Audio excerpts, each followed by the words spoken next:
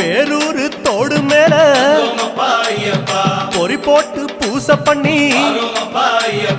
கோட்டப்பாடி அத நெருங்கி இலை எடுத்து பூச பண்ணி அந்த மலை ஜோதியானவா எங்க காவலாக வந்து சேரப்பா.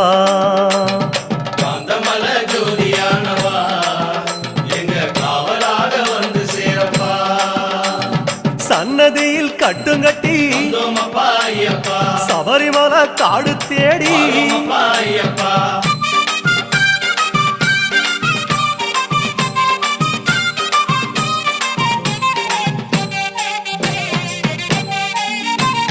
சிவபெருமான் வந்த இடம் சீர்மிகுந்த காளகட்டி